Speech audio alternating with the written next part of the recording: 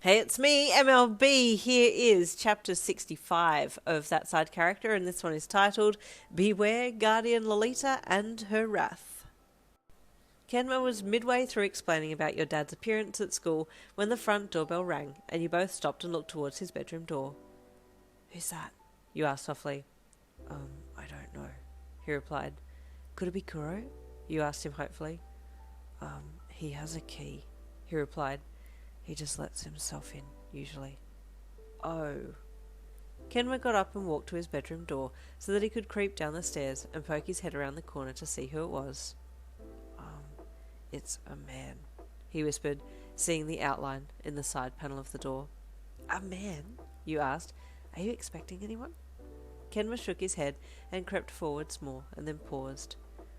I think it's your father, Yin, he whispered in sudden shock. What?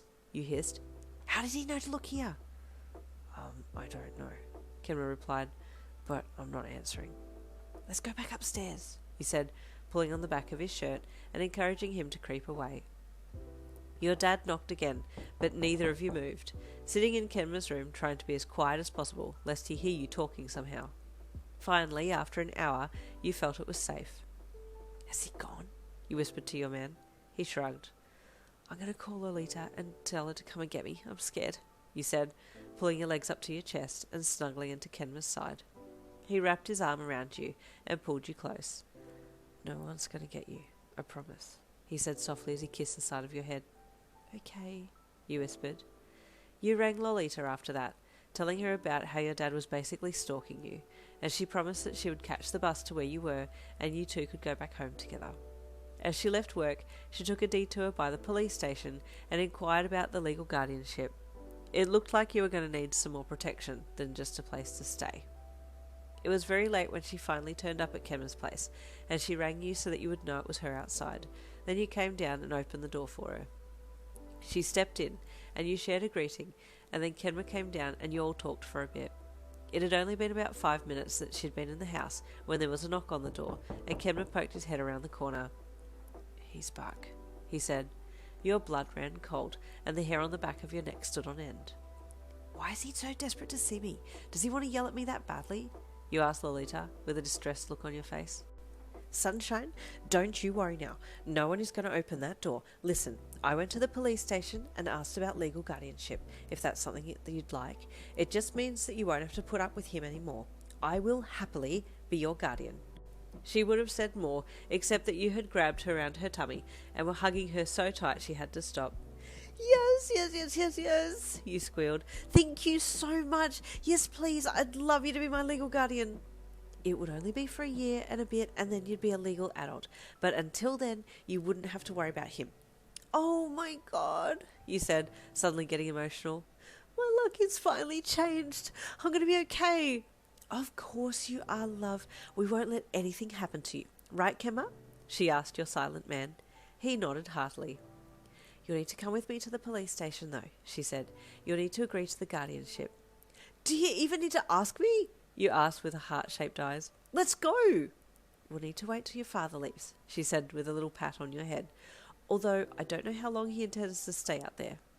A concerned hush washed over you all.